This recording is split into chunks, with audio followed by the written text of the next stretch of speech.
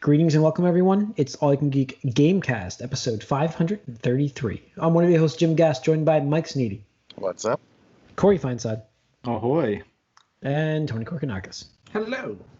Welcome, guys. Welcome, listeners and viewers, to 533 of the Gamecast. Well, we're in the gaming zone here, guys. We've got, unfortunately, we don't have the Nintendo Direct yet. Nintendo Direct tomorrow. Yeah. For the 20. This is the first 2021 one in a year and a half. Yeah. It's a 2021 first half slate, right? First half slate. Yep. Yeah, it's gonna be interesting. Finally, some news. That's what we're we don't know anything about this year for games. We don't. I know. That's why I'm excited, because it's like, oh Yeah. shit. Like, That's the first thing, yeah. yeah. I mean, they definitely talked about. The one thing they mentioned was the next Smash. Well, they said they're talking about Smash, so you could take away from that a new character. But because they were vague about it, I'm wondering if they're getting additional content into the game. Because I mean, you saw a game, 20 million copies of a game. That's pretty big, and I'm kind of wondering if we'd get more DLC past just challenger packs and stuff like that. I don't know, more modes or new single player stuff. I don't know, but Maybe. excited about that. And then this year is the 35th anniversary of Legend of Zelda, so I'm fully expecting a collection of some sorts in the first half of the year. Capitalize on that, and yeah, we'll go from there. But Wasn't the was the Wind Waker remake teams hiring for a new game? Was that the team, or is it the Link's Awakening team? Somebody's hiring one of those two teams. I think it's the Wind Waker remake team that did the remake for Wind Waker is hiring for a medieval style fantasy game. There's some questionable things, so they're hiring for something, and they're a remake team, if I remember right. They do a lot of remakes, so I wonder if they're going to work on something else for Nintendo, or they're going to move to another studio. They're not tied to Nintendo, but they right? Am I remembering right? Are they? They're not first. They're not a second party even. They're a third party, right? yeah, I think they're just third party. Yeah. So I don't know, but I'm psyched for this because we finally get some news, some gaming news, and it's as we mentioned, E3 is just not going to be a viable option, I don't think, this year from what I'm looking at. So we'll get these events sprinkled out throughout the entire year, and this is the kickoff. I'm kind of psyched. So we don't know what's happening this year. But anyways, let's get into what I've been up to, guys. Yakuza for me, not too much more though, with the house stuff and watching shows. I got hooked on that Ted Lasso show. So, Mike, what have you been playing? I've been playing Yakuza 3 Remastered. Nice. Yep. I think I did. I definitely finished the main story in that already. And now, since it's the remaster collection, and then I have 4 and 5, and I also have 6 in there, I'm wondering how much, because 3, like I said last week, is a little dated, but I'm wondering how much I'm going to do of the side stuff before I move on to the next one. And it's weird because normally I would be a bit more completionist with this, but I'm not sure what's the point of it. There is a few unique things. There's like a it's not that fully fledged, but it is a full like golf mini game in there. Like we actually play like 9 holes of golf in the game. So I might do a little more of that because that was the first time I saw that in this series. A lot of the mini games carry over. I know there's baseball and billiards and bowling, which are all done a little bit better in other games that I've played already. So I don't need to dwell on those, but I might look at the golf a little bit and finish a few more of the side stories. But I think I'm going to move on to Yakuza 4 pretty soon. But it's solid. Again, I actually looked at some people's tier lists of the Yakuza games, and Yakuza 3 isn't really considered one of the better ones. It's just okay, which is fine because I enjoyed it enough. So you got through the main story though, right? So I got through the main story. I could probably move on, but I'm gonna still mop up some side because there's just so much stuff. I don't want to leave half the game on the table. Do you feel like the character's progression through these games has been interesting? So what's weird is I'm always a little skeptical of that because of the games I played so far have been newer than this, real life. So it's sort of a revisiting of the character. Well, Yakuza 0 is a prequel. That's by itself. Then Kiwami 1 and 2 are remakes of the older games. And then 3, which still came out before all those other games, but this was 2009, I think this came out. And like Yakuza 0 was 2015, just to get the real timeline right. So the progression, it's I see it, and it's a little more consistent than I thought it would be, considering how disjointed. Well, the story didn't really change much, right? I mean, the story is still. Story didn't change much. I think they added a few things here and there to sort of flesh things out in the other games, and obviously Zero, there was a completely new thing, even though it was set beforehand. But I mean, this is why I'm doing it in this order, and yeah, I mean, it made sense. It was interesting because there was a certain aspect, like. There pretty emotional things happen in the main story of pretty much all of them, 0, 1, 2. But here, I think, and it is the same actor, in the Japanese voice actor. Something happens in this, and he got way more like hysterically emotional than I think I remember the character getting so far, which was like, it was interesting to me because I was a little surprised by it because he doesn't, I don't know if like Tony, you played 0, like Kiryu seems like a pretty stoic guy, even though some bad happens in that too that he gets pretty upset about too.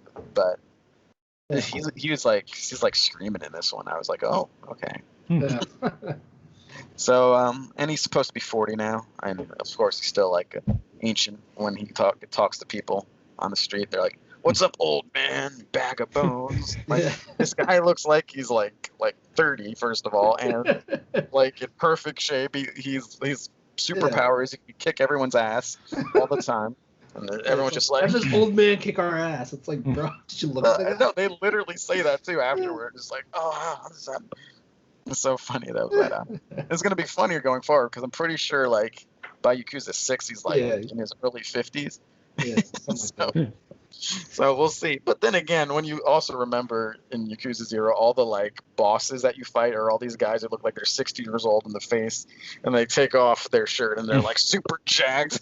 Yeah, that's right. Yeah, that's what like the one jarring thing about Yakuza 0 was for me is like the first guy, the boxer or whatever. I'm like, whatever. He's out his like. Look, I'm not saying I would still take a punch like Mike Tyson or anything like that. But, like I wouldn't be worried about him like chasing me down so much or something like that. If he's been training, yeah, definitely. But he rips his shirt. The character in the game rips his shirt off, and he's like jacked, like muscled and like ripped. I'm like, how? How does your face look like that and your body looks like that? It's just weird. It's weird, man. It's like Master Roshi. It's like Master Roshi. Yeah.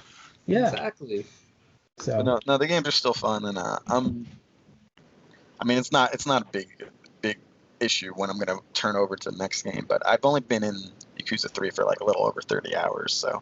The story is a little shorter, I think, but I am looking forward to the improvements to get back to the modern times a little bit, 4, 5, and 6.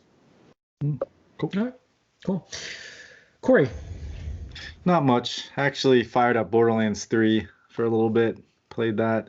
There's new content stuff coming out soon, so they just had like a big reveal on what that's going to be all about.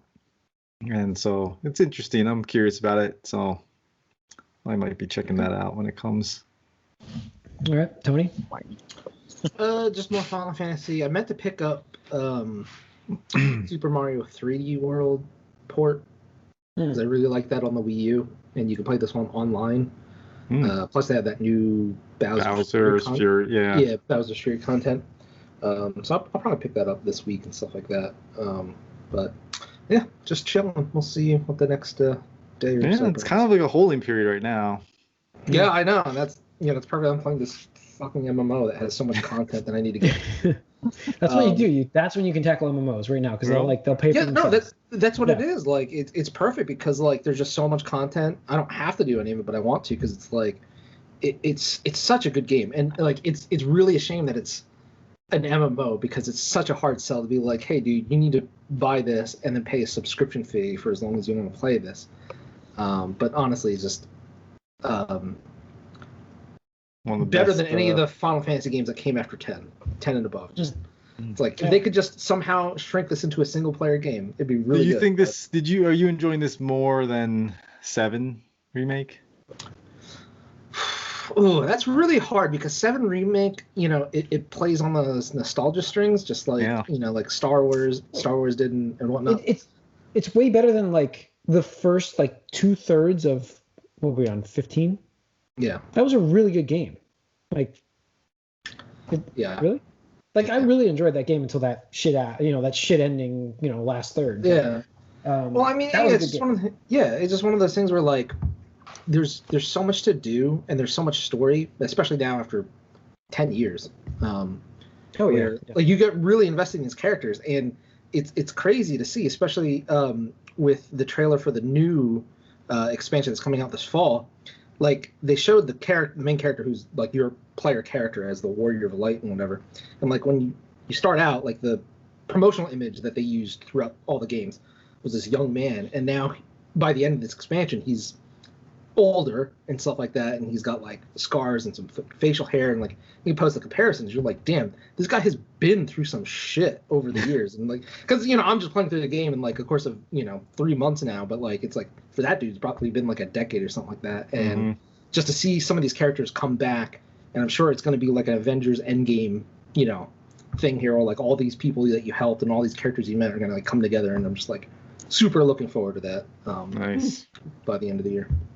Cool.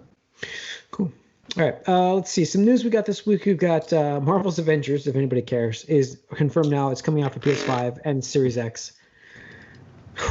I'm really shocked that they spent the time to come out with a next-gen version of this game. First of all, because the next-gen they were working on it before, I'm sure. Yeah, but you can't find them anywhere. Why not just hold those resources and put it into the game that is not doing well? Because they were working on it before, and there are some people that have it.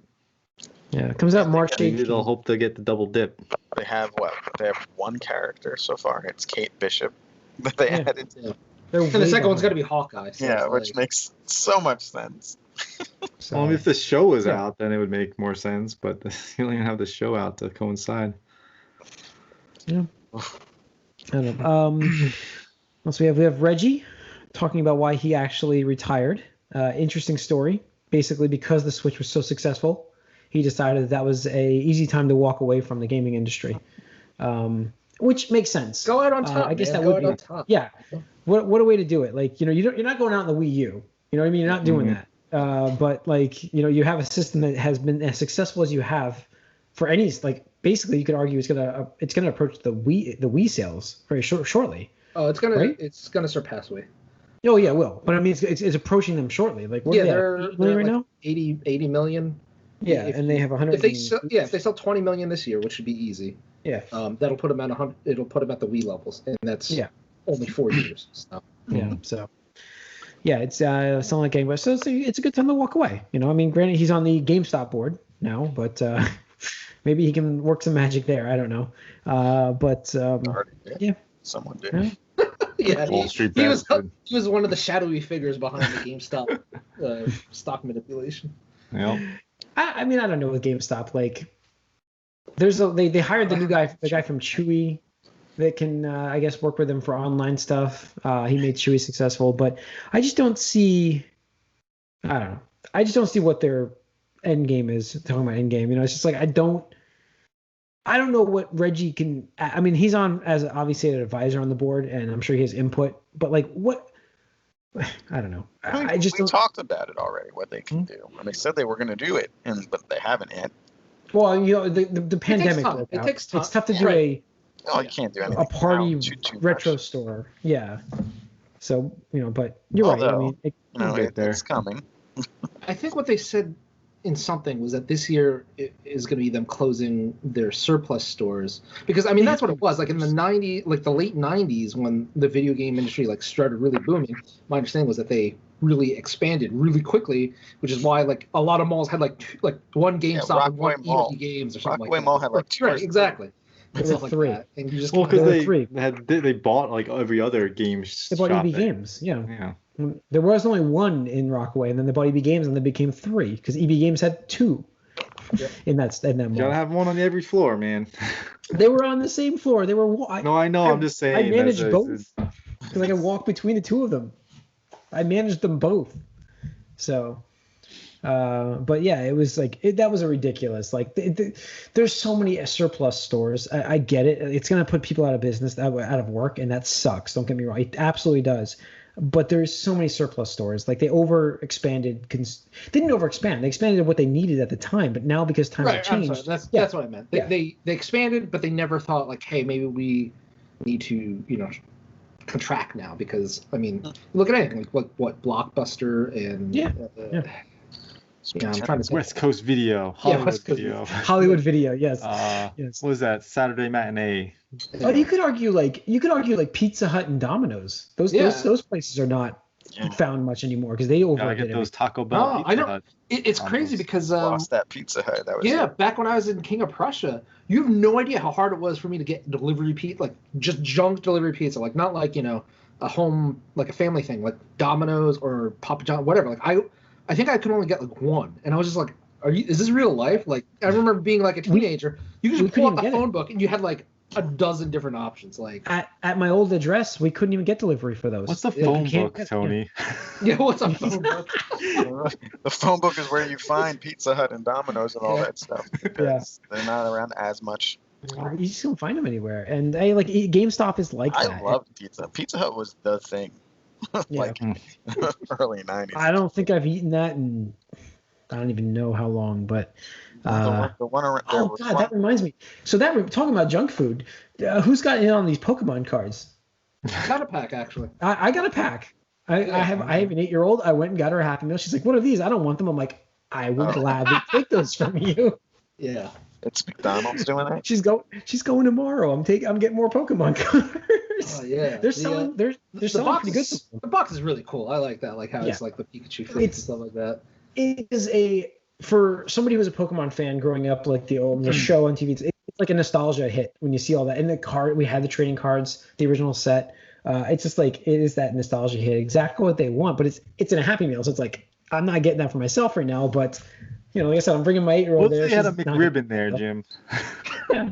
I'd like to sub everything in that for just one McRib, please. Yep. So, and did you see it's amazing what they give these kids in this. This little French fry. Did you see the kid-sized French fry? It's like, it looks like it's one of those sleeves that would fit a churro or something. McDonald's really had to scale back all their child marketing. So you get like apple slices now and all that stuff. Yeah, you get healthy options. You do get healthy options. A healthy happy meal now, which is a little sad. It's maybe a. Apparently, you can get double fries because the guy's like, "Do you just want double fries with that?" I'm like, "No, actually, I'll take the apple slices with this." I'm like, "Is that a thing?" He's like, "Yeah, people get double fries all the time." I'm like, okay. Like, fuck your healthy Happy Meal. But then you look at it's America after all, man. Come on. It's not a the size of the fry, though. Like, if you get double kids fries, you get a small fry. That's essentially those two combined gets one small fry. And you guys remember how small that was. Yeah. So it is tiny. But it's cool that they brought those Pokemon cards back, and they're selling. Some of these people are scalping them right now. So it's a hot market. Yep. I wanted that holographic Pikachu, man. That's like $150 on eBay. Where's those Xbox games? Come on. My God. I gotta go nuts. I gotta go drop like $20 on just Pokemon Happy Meals. If you get a holographic Pikachu, I think they were selling for. I think I saw them for $100 or $120. Jesus. So, and then Charizard and stuff. I got 2 kids, so we're going tomorrow. There you go. Double Happy Meals, guys. Yeah. You get them some food. What do we do? It's not the best. It's terrible food. You don't want to hook them. Like the worst part is for me, like knowing my health and how I worked my ass off to lose the weight. I'm like, I don't want Arya on this food. I just know it's a gateway drug. But it's like at the same time, I'm like, I really want these Pokemon cards. So it's like the old Monopoly game. Remember, like you got to keep it in the ice cream realm. Pretend it's like ice cream or something. Yeah. No, it's man. These my kids, they love fries. It's everyone loves fries. Like that's genetically wired, I think. America. I mean, that's why we're all overweight. Like, oh man, you get any of those fast food fries, you can. That is like worse than the potato chip. You can't have just one. Yep. That is worse than potato chips. It's impossible. I can only have one potato chip. I'll give myself credit on that because every potato chip to me tastes like a chemical. So I'm proud of that. But when I tried some, like she's like, I'm done with my fries. I'm like, okay, I'll eat whatever is left. I'm like, holy shit, these are good. So, but there's just like, I don't know, a lot of promos, but Then you got the Chick-fil-A fries, man. Those, it's so funny. I got Chick-fil-A fries for my kid. He's like, yes, I love these. Chick-fil-A is something I have not gotten into myself, but whatever. Wow. I don't think I've ever Good, eaten there in good. my life. I've had their Right, chicken they've- nuggets. The They're okay. Chick-fil-A, yeah, I don't the chicken nuggets, like the spicy chicken, man. You gotta It's do not it. where it's at. Come That's on, where Is it's it dude. actually spicy? Sometimes it can be. Sometimes Yeah. it's a little duddy, but like yeah, like a lot of times it's pretty good. This one didn't come out. But I'm just saying, as far as spice goes, it's always good. It's just as far as the spice level. For those watching and listening, I'm sorry we've gone on this tangent right now. There's not much gaming news, but my next question for those, This is do you a guys game. eat, do you guys eat Indian food? I've Because eaten not Indian all. food. I personally love it, and I go to this place I order hot, and it's pretty good. Now I'm wondering, should I order Indian hot? Like, how hot is that? Give me Indian hot, not white man. hot. Like, that's the thing. Like, I'm getting hot, and it's good. It gets a little bit bite, but it's not that bad. I'm like, I wonder if I should go Indian hot, and I'm like, I'm afraid that the jump is gonna be like it's a gap. You know what I mean? Like, I'm just worried about that gap. You gotta do it, man. Just go all in. I think I'm gonna try it, and it'll be a day where I'm just like, Amanda's working all day. I'm like, okay, I can just, if I have to be in the bathroom all day, I'll be in the bathroom. But no, I do love Indian food, and it's really good. But and now we're on food. Sorry, everybody. Now we're talking. We started this thing talking about Pokemon cards, but yeah. So I don't know, like these old, the nostalgia part of me loves the old stuff, like card stuff. We talk about board games on here a lot, and Magic the Speaking of Gathering. Pokemon, the Wingspan game. Have you heard of Wingspan? It's Yeah. One of the most popular board Oh. games of last year. It was huge. It kind of like brought like board games into mainstream a little bit. Some guy rethemed the whole thing in Pokemon, and he put it on Tabletop Simulator, and then it got taken down immediately. But yeah, there's a Pokemon version of Wingspan. Wow. Immediately. Wow. So yeah, and Tabletop's on sale again. It always is. Of course, Lunar like, New get it Year, now. I'm like, it's so. gonna be on sale. Yeah. So, and what else we got? Anything else, guys? I mean, that's pretty much it on the news side. We don't have much in news this week, but gaming wise, not much going on. Cause No, Yeah. not really. that's all the news we had. No, I didn't put it there, but we have NPD. Oh, we have MPD. Say Good. there's What gotta be are we something talking about else. fast food for? We just Yeah, sorry. It was a good conversation. Some of those are really Oh, good. yeah, we need some tangents for now. Yeah, Now and then. that was a hell of a tangent. But go on. Yeah. What's Halo that 3 is getting the map for some Yep. reason. After Yeah, 10 Halo years. 3 is good. Yeah, it's so weird. I saw that too. Yeah. Is it going to be in Master Chief Collection? Oh, of Yeah, course. probably. Yeah, But yeah. it's probably tied into that rumor of it coming. Well, the Could potentially thing of it went being to to a another new platform console. or whatever. Yeah. And I would 21. I might Nintendo hop on Direct tomorrow. Nintendo Direct tomorrow. Yeah, I mean, 50 minutes. That's a lot of games for 50 minutes. That's a lot of games. let's get. I would not be surprised to see a Halo announced. I would not be surprised. Yeah. You know what I want from that? GoldenEye. I love that leaked. Like that's pretty much playable for anyone who wants to risk it. But it looks exactly like the Perfect Dark. They did the same thing with Perfect The Dark. game was done. Yeah, the game was It's done. it's one of those things where like, we'll just do this and then they'll be okay with it. It'll be fine. And then they weren't like, wait, no, you can't do this. Oh shit. Well, I'm hoping now maybe the relationship is better. Obviously, with all Yeah. the Xbox What if they games just on add Switch. letters to the names instead? Apparently, Golden Barbara, just said- Eyes. What if Microsoft just said, well, here, we'll put this on the 77. Switch and we'll put it on the Xbox, and we're good. I think actually that they said there's a lot of blame shifting, but I think a lot of it was I think Barbara Broccoli or whatever her name is, who was in charge of like the James Bond license, like really was the biggest issue. Like because at that point it was Craig. They're like, there's no two Bonds at once. We don't want this old one. And also they're like, I don't like, and they also didn't like the idea of them all just being shooters at that point. Hmm. I don't know how true that is, but there is a lot of there's just a lot of different licensing issues with all that, but I think it is funny it's out there. And no, I want Ultimate Alliance 4, or at least like start talking about that. Oh yeah, I mean, I mean, the first game was, or the third game was successful. So it was successful. fine. It I just wish didn't have there the was staying more. power. Yeah, if they had like the destructible environment. They had a lot of, well, it's I can go. I went into There's this a lot to add to it. Yeah. No, it was a good base. I think we all agreed. It's a very good base, but obviously a sequel, I think they could shore up some of the shortcomings and make it into a game that's, equally on par, as the first game. Yeah, tied into the mutants coming in the MCU, man. Let's do it. There you go. They just gotta look a little bit at those Raven Software games and just take better parts of that. I don't know, but if they mentioned something like that, I would be surprised and happy. Cool. But it's been 2 years. Yeah, I guess, right? I think 2 years. It's been 2 years. It wasn't this last summer. It was the summer before. Yes. Yeah. So I don't know. I doubt it, but that would be a dark horse announcement I would hope for. Yeah. All right, what do we got for MPDs? Let's see. So, Call of Duty, our boy, Black Ops, Cold War, January's best-selling game, the series franchise has been the best-selling. Cold War specifically has been the best-selling game in the U.S. each month since its November launch, and now ranks as the 20th best-selling video game in U.S. tracked history. 20. Shit. 20. Wow. How the fuck? Call of Duty, like Cold War or yes, Call of Duty? Cold War. Cold War. Right. I got what you said. I got it. I don't know how. How? Well, the casuals, man. This is the casuals. Yeah, I know. We don't know. Install base, I guess. Yeah. We don't know anyone. In pandemic. Yeah. Actually, I do know someone who plays it a bit. My one friend who, I guess, is slightly more casual than me, but we play a lot of games. But yeah, that's like one out of like 8 people I can think of that play games a lot.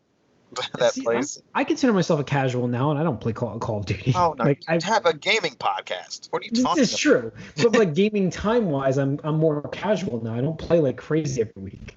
So like I do follow the industry like more than they do, though. You're right. That would make me not casual. So yeah. All right, I'm out already. Yeah. All right, so go on. So let's see. Assassin's Creed Valhalla, second best-selling game of January. Compared the first 3 months of sales, Valhalla is now the second fastest-selling Assassin's Creed franchise release in U.S. history, trailing behind Assassin's Creed 3. So good there. Animal Crossing New Horizons ranked as January's 5th best-selling title. Again, no digital sales included. First time it's ranked in the top 5 since July 2020. So that was a big surgence, and no doubt the gift still in the gift giving period. I think January has a lot of like people spending money that they got for gifts. Hardware side, sales of video game hardware were 144% higher than last year, reaching 320 million basically. Nintendo Switch was the best-selling hardware platform in units sold for the month of January. Unit sales of Nintendo Switch were the highest of any platform in a January month since Nintendo Wii in January 2010. PlayStation 5 was the best-selling hardware platform in dollars sold in January, with the highest dollar sales total for January month since the Nintendo Wii in January 2009. So there you go. I'm just looking at the top 20. Anything interesting? I have a feeling that these wait, before you go on, these console stats are going to be a hard time living up to last year's year over year, because we're going to get into that pandemic zone soon where it's going to be like those charts went nuts. Like, I don't know. It's going to be interesting to see growth. I'll be interested to see if it still goes up. I just feel like it was overinflated last year. But go on. Oh yeah, for sure. But there wasn't any new last year. No, but there's a lot of hardware sales because you couldn't find consoles at one point, remember? Because everybody was home. Yeah, everybody was buying them and stuff like that. Yeah. I mean, last year was kind of a freebie year for PlayStation and Xbox. I mean, by the second half of the year, I don't remember seeing many Xbox Ones or PlayStation 4s because nope. Sony and Microsoft were like transition to the new systems, so they're like. They were also selling. We also had the fact that you couldn't get a Switch because people wanted Switches and they were settling for other systems too. Yeah. They were stuck at home. So you just had nothing. Yep. Let's see. For the top 20, Miles Morales hanging good, number 3 for the month of January. Bunch of Nintendo stuff. Yeah, Mario Kart 8, Ring Fit Adventure.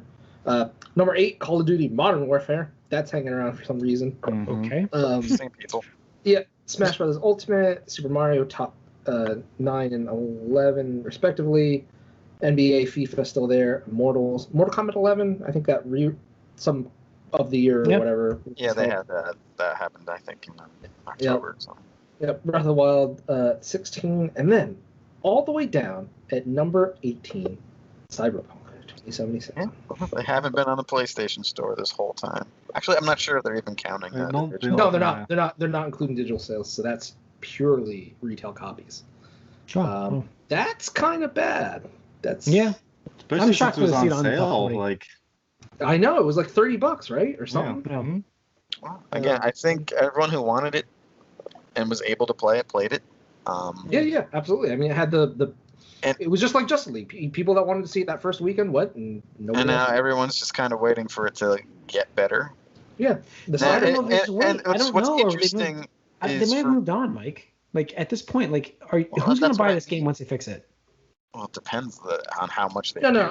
I think it still can still be successful. And again, I'll point at Final Fantasy 14 and No Man's Sky at games that, with the proper amount of care, it's not a guarantee. That's the thing. It's not a guarantee that they could fix this, but you know, I would argue that those two games were built better than this game in terms of longevity and just normal longevity. Forget the game, like the principles of those games. Like they're bigger, more exploration kind of games than the Cyberpunk game is. It's not, you know what I mean? Like I would argue that. So the fact that everybody bought it, that wanted it and played it already, I just don't see them tagging on, like spending all this time for making it. Let's say they fix the game. It's perfect game next year. I just don't know who's going to still buy it except for the people that already own it. I mean, it's hard to say. I think. I mean, they might get me because maybe I'll finally play it at that point. But that's about it. Right. That's what I was about to say. I think there's a good chance, just because it seems to be common knowledge now that the last generation versions are absolute ass, and as PS5 and Xbox Series X production ramps up, people will be buying these systems and being like, "Hey, what's a good game I could play on this?" They'll be like, "Oh, Cyberpunk," and as long as their advertising, their marketing is correct, we're like, "Hey, this is fixed. This is the greatness, whatever." Like they basically have to launch that game, right? But it'll be like a GTA 5 thing. Like you can look, it could. I'm not saying it's guaranteed, but I'm just saying that to me seems like a possibility. I mean, obviously, they do that. What they're going for is The Witcher 3, which is what they did before. Because that's just a single player game that has unbelievable longevity, but it also had 2 expansions that like combined are bigger than the original game. Right. And we're expecting that here, but the other problem is beyond the glitches and stuff that there's a lot of bare bones or oversights within the game world as well. And a lot of people are going off about, oh, they lied. They didn't technically lie in their most recent stuff. It technically didn't lie. But like again, it's mostly a product of people being hyped for 8 years and just having ridiculous expectations for this. I'm saying it's game is. And it's more also history too. Like The Witcher 3 was, like you're saying, you had 2 expansions that are huge and bigger than the original game itself. And I mean, I remember people nominating the expansions for Game of the Year when they came out. And it's like you saw the care and like effort they put into that game, plus being the independent developer for the consumer, for you. You're the little guy standing up. They had a lot of expectations to and that game, Witcher 3 is like Witcher 2 is okay, and Witcher 1 was kind of a mess. Witcher 3 is the first time this studio has they've made a AAA game. And so this is just their second real AAA game, and they bit off way more than they could chew. They had a hubris, too big of a hubris. But people, there is a little bit of interesting, perception bias here. Like people, because when they look at the Cyberpunk, you have lots of videos all on YouTube and stuff of like comparing it to like GTA 5 and how bad the physics are, how non-reactive the open world is. And then, but you think back to Witcher 3, it's the same thing, but it's as a fantasy setting, so no one cared. It's pretty interesting. Like you couldn't there was bad physics in Witcher 3. There was riding a horse was terrible in that game. There's jerky animations, and NPCs just sort of were where they were. And are they comparing Grand Theft Auto when it first came out, like the month it came out? Well, GTA 5, but I mean GTA 5 was obviously way more polished than this game when it first came out. But GTA 5 is its open world pretty much. Like that's what it does. That's That's it. I'm just saying, like when that first came out, where it was like, I'm sure it had bugs and different things I mean, that it weren't probably has expected. bugs as much as like It's a game that's been out for almost 10 years. Yeah. But I will say that, like, just based on the physics and how interactive the world is, it's a totally different thing than what The Witcher 3 or Cyberpunk was. But again, they're different types of games. But so once you put it in a city, and put guns in your hands, they expect it to be way more reactive than, I guess, when you're in a fantasy setting. But I don't know. We'll see what they can do. I'm still hoping for a lot more. I'm ready for new content. I'm kind of okay. It's still messy, but I'm kind of okay with the state of it technically now. But they got a lot to do, and we'll see. People are pretty much done right now and just waiting. I don't know. We'll see. All right. What else? Tony, anything else in numbers or what? No, I was just going to say, I just want to circle back to the top 20 all-time selling games, just because I was kind of curious to see what actually was on that list that Cold War got into.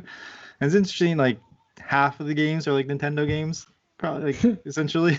And you have number one is Minecraft. That's the number one selling game, obviously. It's on so many platforms. Yeah, and Grand Theft Auto 5 is second. Same thing, yeah. Yep, and then you have Tetris. And then you have Wii Sports, and then you have PlayerUnknown's Battlegrounds, which I thought what's crazy is like where's Skyrim on this? What's also crazy to me, we're talking about how we're like big gamers. I have owned one of those top 5, 1 or 2. Yeah, but and then Mario Kart 8 Deluxe is number 10 on this list that I have. This is Wikipedia, by the way, best-selling video games. So. Minecraft sold over 200 million copies, by the way. Yeah, I mean, it's what happens when you're on PC, mobile, pretty much every system that can run it. I mean, get the big money. Every system can run basically it. Legos for video games, so it's like. So cool. All right, I think that's it for episode 533. Thanks for tuning in. You can write us allyoucangeek@gmail.com. Follow us on Twitter at allyoucangeek. Like us on Facebook. If you're watching us on YouTube, we appreciate it. And hit that subscribe and the like button. We'll see you guys next week. We're out.